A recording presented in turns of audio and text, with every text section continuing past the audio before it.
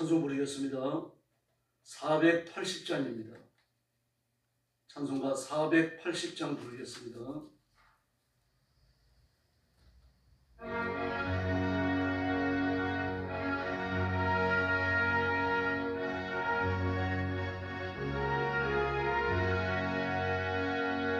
천국에서 만나보자 나라 증거이소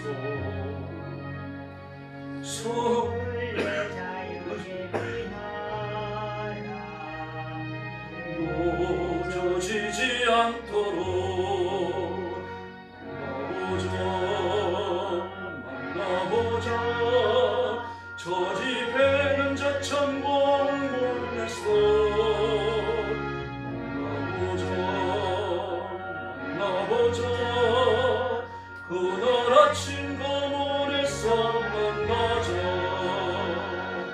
너의 등불 밝혀 있나 기다린다 신랑이 천국문에 이를 때에 그가 반겨마저리 만나보자 저 집에는 저 천국문에서 만나보자 그날 아침 거문에서 만나자 기다리던 성도들과 거문에서 만날게 참 즐거운 우리 모임 얼마나 기뻐려 만나보자 저 집에는 저 천국문에서 만나보자 그날 아침 거문에서 만나자. 할렐루야. 482장 부르겠습니다. 482장입니다.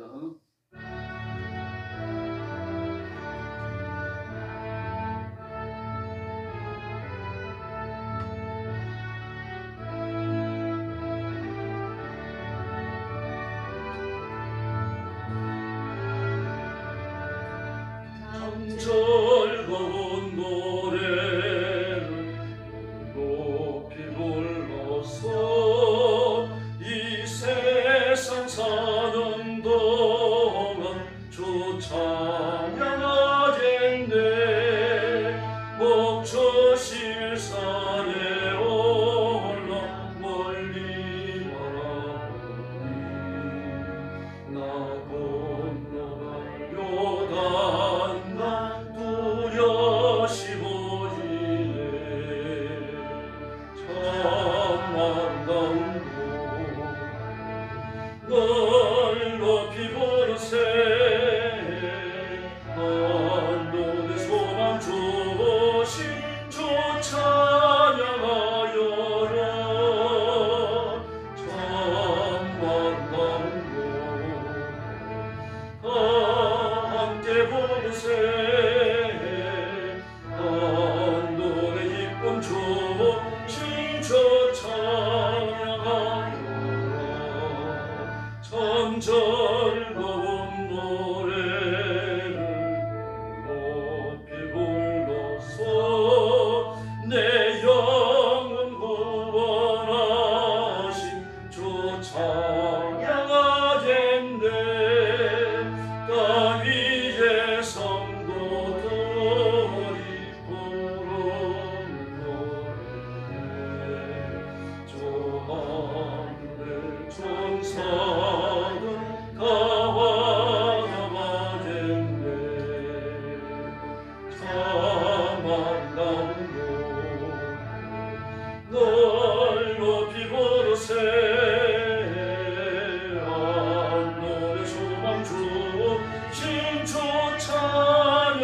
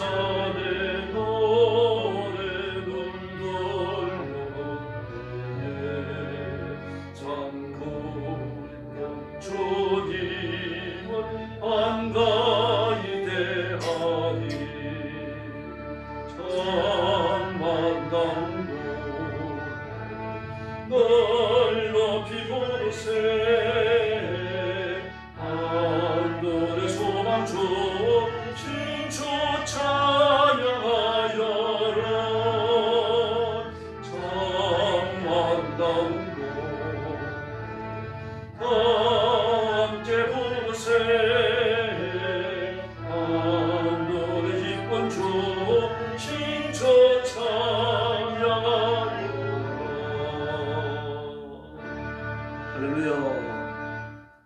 신앙 고백하겠습니다.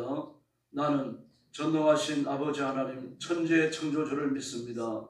나는 그의 유일하신 아들 우리 주 예수 그리스도를 믿습니다. 그는 성령으로 잉태되어 동정녀 마리아에게서 나시고 본디오 빌라도에게 고난을 받아 십자가에 못 박혀 죽으시고 장사된 지 사흘 만에 죽은 자 가운데서 다시 살아나셨으며 하늘에 오르시어 전능하신 아버지 하나님 우편에 앉아 계시다가 거기로부터 살아있는 자와 죽은 자를 심판하러 오십니다. 나는 성령을 믿으며 거룩한 공교회와 성도의 교제와 죄를 용서받는 것과 몸의 부활과 영생을 믿습니다. 아멘. 전능하신 아버지 하나님 영광을 돌립니다. 저희를 죽음과 저주와 지옥의 형벌에서 구원해 주시고 하나님의 자녀가 되어 영생의 복을 누리며 육신을 가졌으나 하나님이 일을 하도록 복 주셨으니 감사합니다. 오늘도 엎드려 구원의 하나님, 창조의 하나님, 심판의 하나님 앞에 영광과 찬양을 돌립니다. 저와 사랑하는 성도들을 품으시고 오늘 하루 하나님 앞에 온전히 헌신하며 하나님께 기쁨이 되는 거룩한 날이 되게 하여 주시옵소서. 자비하신 아버지, 오늘도 죽음의 전쟁터와 재난의 현장과 땅끝까지 이르러 복음 전하는 선교사님들과 주의 종들과 성도들을 기억하시고 선교의 현장에 주의 성령께서 능력으로 임하여 주시고 하나님이 함께 하시는 표적을 주시옵소서. 오늘도 큰 은혜 주시기를 원하오며 예수님의 이름으로 간절히 기도 올리옵나이다. 아멘. 네, 하나님 말씀 봉독하겠습니다. 네, 갈라디아서 2장입니다.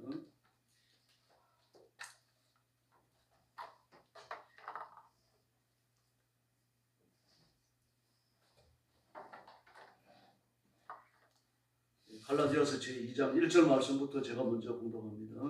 14년 후에 내가 바나바와 함께 디도를 데리고 다시 예루살렘에 올라갔나니 계시를 따라 올라가 내가 이방 가운데서 전파하는 복음을 그들에게 제시하되 유력한 자들에게 사사로이 한 것은 내가 다름질하는 것이나 다름질한 것이 헛되지 않게 하려 함이라.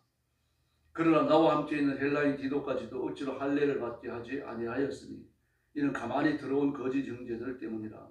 그들이 가만히 들어온 것은 그리스도 예수 안에 있는 예수 안에서 우리가 가진 자유를 엿보고 우리를 종으로 삼고자 함이로되 그들에게 우리가 한시도 복종하지 아니하였으니 이는 복음의 진리가 항상 너희 가운데 있게 하려 함이라. 유력하다는 이들 중에 본래 어떤 이들이든지 내게 상관이 없으며 하나님은 사람을 외모로 취하지 아니하시나니 저 유력한 이들은 내게 의무를 더하여 준 것이 없고 도리어 그들은 내가 할례자에게 복음 전함을 맡은 것에 베드로가 할례자에게 맡은가 같은 것을 보았고 베드로에게 역사하사 그를 할례자의 사도로 삼으시니가 또한 내게 역사하시나 이방인들의 사도로 삼으셨느니라.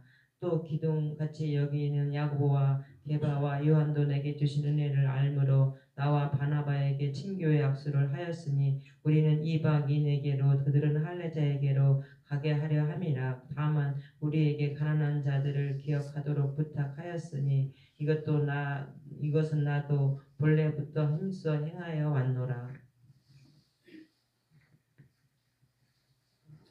게바가 안디옥에 이르렀을 때에 책망받을 일이 있기로 내가 그를 대면하며 책망하였노라.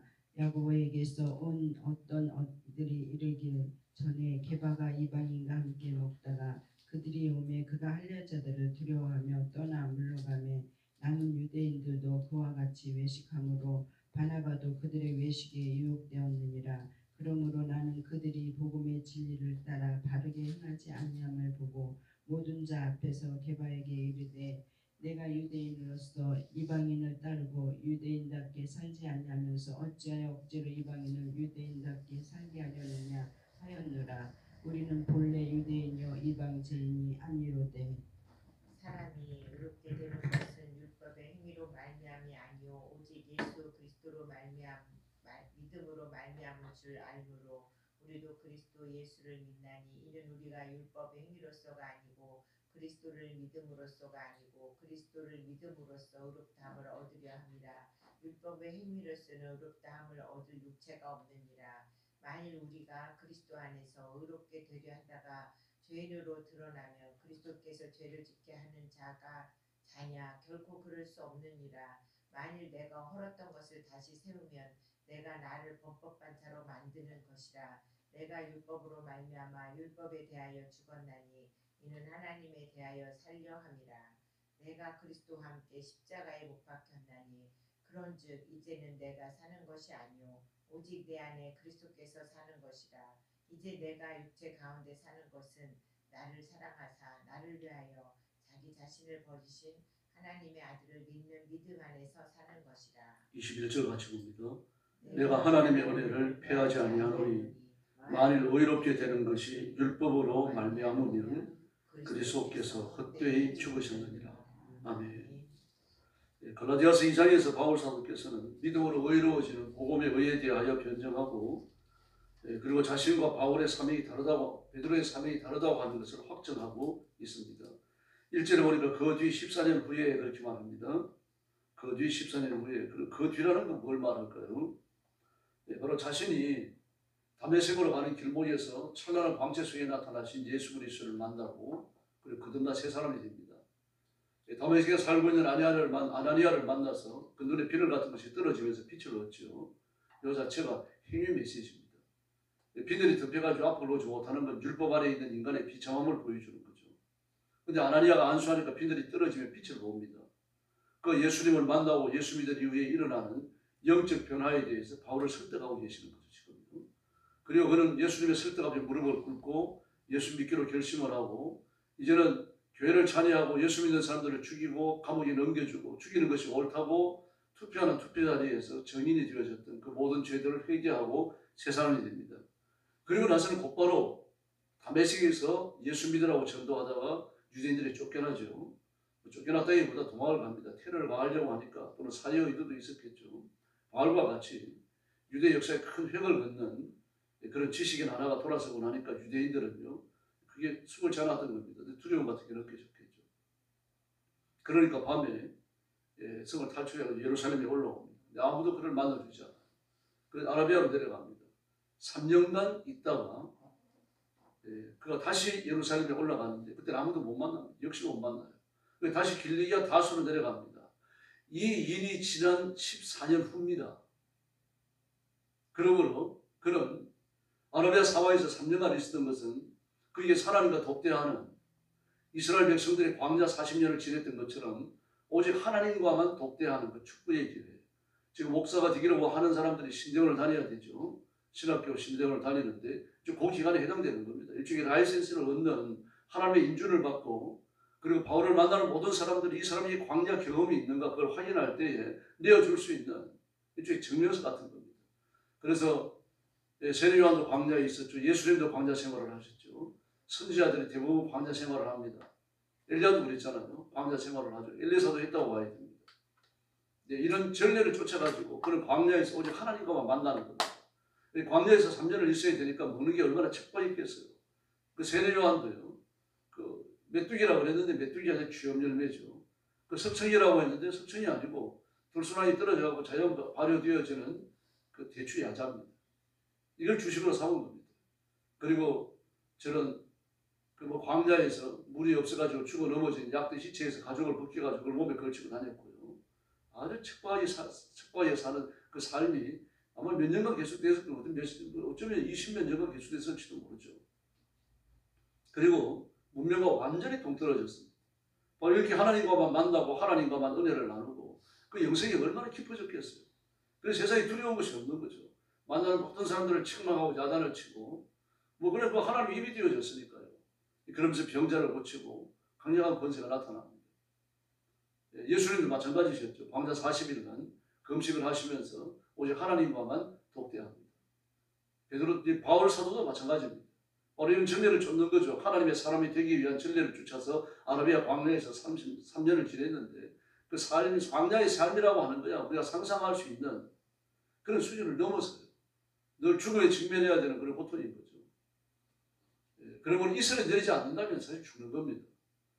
다행히도 이 사막지대, 광야지대 여기 이슬에 흡족히 내렸어요. 그것 때문에 3년간 살아남는 거죠. 그리고 길리기아 다소에서 14년이 있을 때까지 치워졌으니까 적어도 11년간을 있었다고 봅니다. 또는 합쳐가지고 11년을 있었고 그가 다른 사역을 또 3년간 했다고 봅니다. 그렇게 주장할 수 있는 근거도 성경에 있는 거죠. 어쨌든 그가 14년이 지난 다음에 예수 그리스도를 믿고 거듭나서 14년 동안 무르익고 훈련받고 그리고 견고히 서는 그 과정을 거치게 하신 거예요. 그 지식이 많으니까 사실은 곧 나와가지고 사역을 할 수도 있겠지만 하나님 그렇게 보지 않으셨어요. 그를 무너뜨리고 넘어뜨리고 새롭게 건축하는데 14년이 필요했던 겁니다.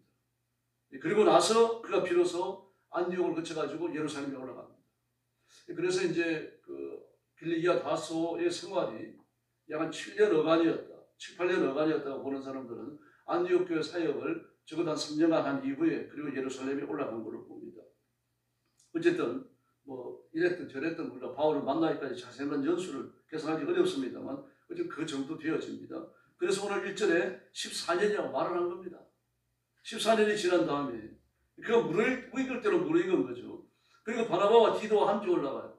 바나바는 예루살렘에서도 알려져 있는 그런 사람입니다. 디도는 바울의 제자죠. 안디옥 교회에서 길러진 사람입니다. 그리고 바울을 쭉 수행하면서 함께 선교에 참여했던 사람입니다. 그러나 바나바는 이 바울을 데려다가 길리기아 다수에 있던 바울을 데려다가 하나님 앞에 정식으로 일을 하도록 대비시킨 사람입니다. 이 바나바는 예루살렘에도 알려져 있는 복음주의자였고 그를 데리고 가는 거예요. 이게 지혜로운 결단입니다. 그 디도를 데리고 둘이 달랑 올라간 게 아닙니다. 예루살렘 교회에서 교회 지도자들이 인정을 하고 그걸 수용하고 그의 선교까지 지원해주고 있는, 지원하다고 해서 물질적 지원은 아니고요. 어떤 영적 지원입니다. 인정을 해주는 거죠. 우리가 보낸 선교사다라고 하는 이 사실을 지원해주는 겁니다. 인정해주는 그 자체가 지원이죠. 큰 지원입니다. 자격을 보정을 해주니까요. 그래서 바나바를 데려간 겁니다. 그리고 이런 바울의 결단이 유효했습니다. 그래서 누구를 만납니까? 오늘 본문에 나오는 대로 베드로와 야고보와 요한을 만납니다. 베드로와 야고보는 하나님의 교회의 두 기둥이었죠. 게바, 베드로는요, 바로 예루살렘 교회의 담임 목사님이었다고 봐야 됩니다. 그러므로 실제로 예루살렘 교회를 이끌어가는 새 지도자를 만난 거예요.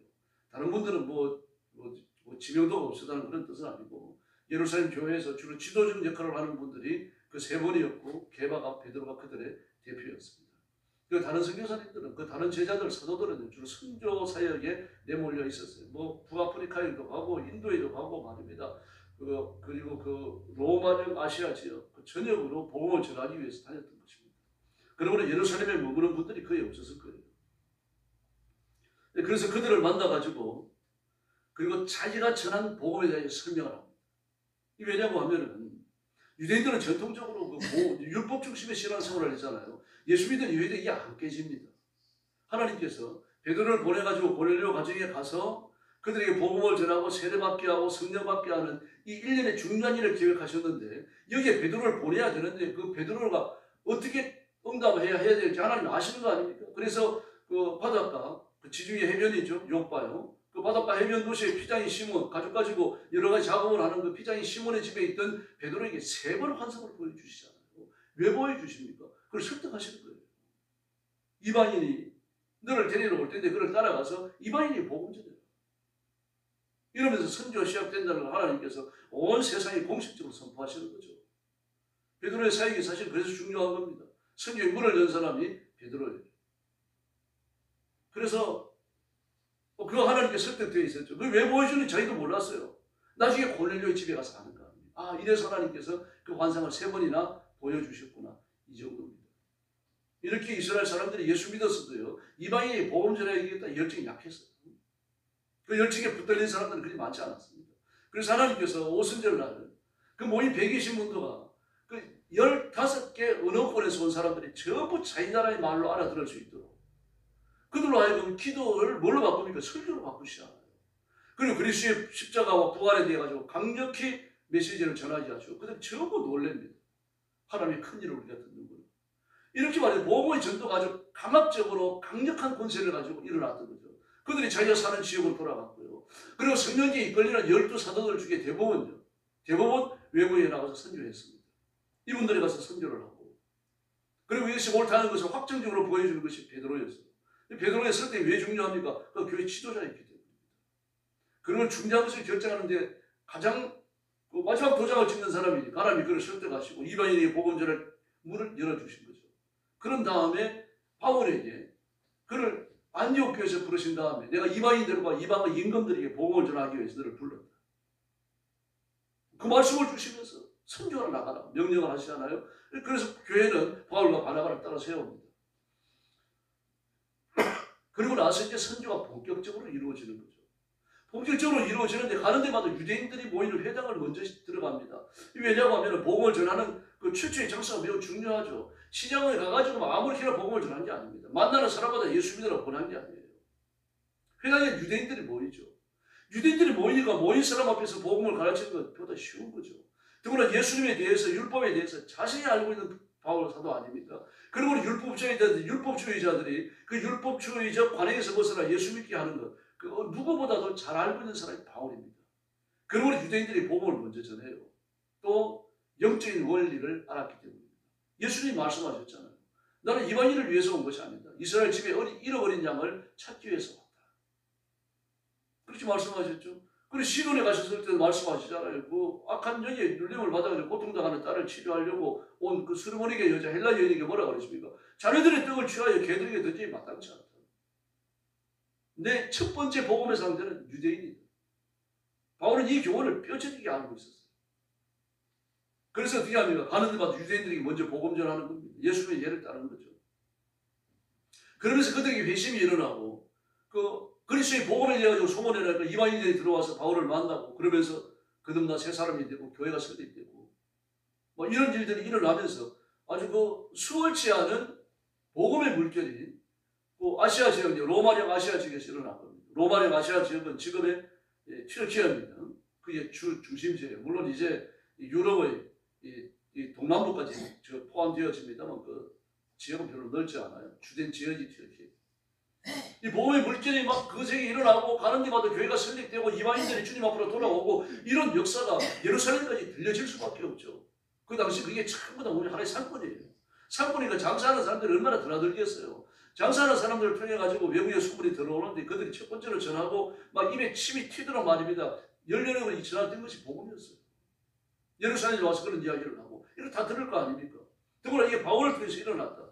복음을 전하는 데마다 병자가 일어나고 막 그 악한 영들이 떠나가고 예루살렘에서 일어나던 그 귀한 역사가 거기서 일어난다. 이런 소문 들을 거 아니에요. 그런데 전하는 건 복음이다. 율법이 아니다. 막 이런 말을 들으면서 그 예루살렘 교회 지도자들 어떻게 해야 될지 고민이 깊었어요. 그 바울이 가가지고 직접 이야기하는 겁니다. 바울 사도는 내가 전한 복음은 이런 것이다. 당신들이 스승이라 믿고 구주라 믿었던 그 예수님을 나도 그 찬란한 광채 속에 나타나신 부활의 예수님을 나도 만났다. 그리고 이런 사명을 내게 받았고 그래서 나는 이방인들에게 선교를 하러 다녔다. 자신의 입장을 밝혔어요. 그 말을 들을 때 성령님이 뜨겁게 역사하신 겁니다. 그래서 교회 지도자의 마음을 다 바꿔놨어요. 율법에 대해서 그들이 마땅치 못한 부분이 있었지만 왜 그런가 하면 율법을 100% 버릴 수는 없었거든요. 그런데 바울 사도의 이야기를 들으면서 그게 설득되는 겁니다. 그러면서 바울 사도가 이방인을 위해 가지고 선택된 예수님의 일꾼이 틀림없다. 이 사실이 비로소 인쳐지는 때가 언제입니까? 이 14년 후에요. 이 예루살렘 회의였습니다. 그리고 베드로는 유대인들에게 복음 전하라고 선택되어졌다. 그러면서 복음 전도의 두 물줄기가 확정이 되어집니다. 이걸 예루살렘 공회라고 볼 수는 없습니다만 예루살렘 그 교회 회의에서 결정이 되어집니다. 그런 다음에 바울에게 부탁을 하죠. 가는 데마다 율법 전하는 자들이 있으니 너도 율법을 지키는 척이라도 해야 된다. 우상 숭배하지 마라. 목매어 죽이는 거 먹지 마라. 그리고 침뱉는 범하지 마라. 이걸 철저히 가르쳐라. 그렇게 말합니다. 그래서 너도 율법을 버린 게 아니라는 것을 증명해야 된다. 아주 지혜로운 결단이었죠. 이게 예루살렘 교회의 결정이었고 바울은 그걸 수용합니다. 그래서 오늘 본문에 보니까 뭐라 그럽니까? 7절 말씀에서 베드로가 할례받은 사람에게 복음을 전하는 일을 맡은 것과 같이 나는 할례받지 않은 이방인에게 복음을 전하는 일을 맡은 것을 알게 되었다라고 말합니다. 알게 되었다. 누가요? 예루살렘 교회 지도자들이요. 그 이전까지 몰랐어요. 이 바울의 행동과 게바의 행동이 이렇게 뚜렷한 양갈래 물줄기라고 하는 것을 보지 못했다는 얘기입니다. 그러나 이제 비로소 보는 거죠. 일어난 사실에 대한 주님의 확정을 인정하는 겁니다. 겸손히 받아들이는 거죠. 그래서 이 복음에 대해서 강력하게 말씀을 전하니까 그들도 많이 설득되고 복음의 진문력도 다른 면에서 보여드려졌겠죠. 그래서 힘을 다해서 전합니다. 9절에 보니까 기둥으로 인정받는 야고보와 게바와 요한 이 사람들을 만나가지고 회를 한 거죠. 더구나 손을 내밀어 친교 약속을 했다. 이 세 사람은 바울에 대해 늘 미심쩍게 생각하고 있었습니다. 14년이 지나갔지만 회심한 지 14년이 지났고 가는 데마다 복음을 일으켜가지고 복음을 전해가지고 복음의 선풍적 아주 강력한 권위가 드러난다는 것을 들으면서도 미심쩍어 했던 겁니다. 근데 지금 바울을 만나면서 변화가 일어나요. 그러므로 이 변화는요 단순히 인간관계에서 일어나는 변화가 아닙니다. 성령께서 강력히 역사하신 겁니다. 사람의 마음을 움직이는 분은 성령님이신 줄로 믿습니다. 그렇게 해서 9절 말씀에 보니까 그렇게 해서 우리는 이방 사람에게로 할례받은 사람 그들은 그 예루살렘 교회 지도자를 할례받은 사람에 가기로 결정을 했다라고. 결정이라는 말은 안 들어갔습니다만 가기로 하였다라고 9절 하반절에서 말하죠. 결정을 한 겁니다. 그러면서 부탁하는데 가난한 사람을 기억해달라. 근데 바울은 가난한 사람에 대한 관심이 늘 있었잖아요. 그래서 예루살렘 교회를 위해서 특별 언급을 하기도 했고요. 그것도 이 데살로니가 지역과 그리고 이 아가야 그 고린도 지역 말입니다. 아가야 지역과 마게도냐 지역을 다니면서 이 두 개 나라입니다. 아가야가 나라고 데살로니가 그 나라, 마게도냐가 나라. 그래서 고린도를 비롯해가지고 그 고린도 교회 외에 여러 교회가 있었죠. 아가야 지역에도요. 이 빌립보 교회와 데살로니가 교회 외에 여러 교회가 있었습니다. 그 외에 다른 교회들에게도 특별 언급을 하게 했고 적지 않은 액수를 예루살렘 교회에 전달했던 겁니다. 이 사실을 다 알고 있는 거죠. 그래서 이제 온 마음을 다 해가지고 가난한 사람을 기억하는 이 일을 내가 계속하겠다라고 10절에서 자신의 결심을 이야기합니다. 그리고 11절 이하에 보니까 그 일이 있은 이후에 안디옥에서 베드로를 만나요. 여러 제자들이 함께 있습니다. 근데 그때 유대인들이 들어오니까 마치 이방인들하고 밥을 안 먹었처럼 일어나요. 바울 사도께서 목격하는 거예요. 9절에 시하다같이 우리도 지킬 수 없었던 율법을 이방인들에게 지키라고 강요하는 겁니까? 이렇게 유대인들이 율법을 버리는 것이 힘들었어요. 율법을 지키는 것이 삶의 일상화 되어져 있으니까 유대인들은 태어나면서부터 그 머릿속에 각인되는 게 뭡니까? 이방인들을 멀리하랍니다. 이방인들과 식사하지도 말고 이방인들과 사귀지도 말고 이방인들을 사귀더라도 이러면 절대로 알려주지 말고 집에 초대하지 말고 그들과 밥 먹지 마라. 마치 이방인들을 만나면 부정해지는 걸로 교육을 받아왔던 거죠. 개발은 그걸 버릴 수가 없었던 거예요. 예수 믿고 나면 그런 것까지 다 버려야 되는 거죠. 그 현장을 지적을 합니다. 그러면서 15절 이하의 말씀을 보니까 우리는 예수 그리스도를 믿음으로 의롭게 되는데 예수 믿지 않는 사람들, 유대인들, 율법을 지키는 자들은 그 행위로 믿음으로 의롭게 되는 게 아니라 율법을 지키는 행위로 의롭게 된다. 이게 16절 말씀에 꾸준히 설명을 하고 있죠. 이게 이제 12절 이하에까지 쭉 설명합니다. 믿음으로 의롭게 되는 줄로 믿습니다. 이 상태가 어떤 상태인지 15절부터 21절까지 설명하는 거예요. 그러므로 나는 율법을 지켜 구원받는 게 아니라 예수 믿음으로 예수님의 생명을 내가 받아가지고 구원받는 것이다. 그래서 예수 믿은 이후에는 내가 사는 게 아니라 내 안에 계신 내게 부활의 생명을 주신 예수님이 사시는 것이다. 얼마나 놀랍습니까? 이 복음의 실체예요. 이제 사도행 그 갈라디아서 2장에서 이 말씀을 하는 겁니다. 그러므로 갈라디아서도 누구를 겨냥하는 겁니까? 유대인입니다. 그 율법을 모르고 율법에 휩싸여 있는 사람들이 아니면 2절의 말씀을 어떻게 이해하겠습니까? 그럼 이 말씀은 유대인들의 마음을 콕 찌를 수밖에 없어요. 이 바울의 동쪽에 대한 애정이 이렇게 깊었습니다. 그럼 이방인을 무시한 건 아니죠. 예수 믿는 믿음의 도리가 율법을 지키는 행동의 도리가 어떻게 다른지 쭉 비교 설명을 해오고 이 사실이 하나의 교리로 굳어지고 바울의 설교의 핵심이 되어지고 이게 예루살렘 교회에서 인정받았다는 것이 갈라디아서 2장에서 드러나는 겁니다. 이게 위대한 거죠. 그리고 예수님을 높이고 예수님을 자랑하고 예수님을 숭상해야 됩니다. 우리가 입을 열면 그래도 예수 믿으세요. 그래도 교회 좀 나와보세요. 말해야 됩니다. 그래서 복음에 붙들린 예수님이 존귀하게 쓰시는 귀한 일꾼들이 되기를 예수님의 이름으로 축원합니다. 기도하겠습니다. 자비하신 아버지 감사합니다. 믿음으로 의로워지며 예수님의 보혈로만 씻김을 받고 예수님의 부활의 생명 하나님의 영생케 하시는 생명으로 우리가 영생을 얻어 하나님의 자녀 하나님의 백성 하나님의 사람이 되었으니 감사합니다. 오늘도 우리의 간구와 예수님의 이름으로 아버지 전에 상달되어지고 우리의 보좌 앞에 담대히 나아가서 하나님의 보좌를 건드리는 위대한 결실을 맺게 하여 주시옵소서. 거룩한 주일을 주셨으니 감사합니다. 온 성도들이 육신의 모든 일을 접고 교회 나와 예배드리며 부활의 하나님 전능하신 하나님, 계시의 주인이신 아버지, 다시 오실 심판주이신 예수님을 만나고 은혜 받는 귀한 주일이 되게 하여 주시옵소서. 오늘 새벽도 기도하러 왔사오니 기도의 새 능력 주시기를 원하옵고 예수님의 이름으로 간절히 기도 올려옵나이다. 아멘. 주님 가르친 기도 드리겠습니다. 하늘에 계신 우리 아버지, 아버지의 이름을 거룩하게 하시며 아버지의 나라가 오게 하시며 아버지의 뜻이 하늘에서와 같이 땅에서도 이루어지게 하소서. 오늘 우리에게 일용할 양식을 주시고 우리가 우리에게 잘못한 사람을 용서하여 준 것 같이 우리 죄를 용서하여 주시고 우리를 시험에 빠지지 않게 하시고 악에서 구하소서. 나라와 권능과 영광이 영원히 아버지의 것입니다. 아멘. 합심해서 기도하겠습니다. 자비하신 아버지 감사합니다. 지난 밤에도 주님 품 안에서 주님 하시고 우리가 주일 아침에 하나님 앞에 하시 예배하며 영광을 돌리게 하시니 감사합니다.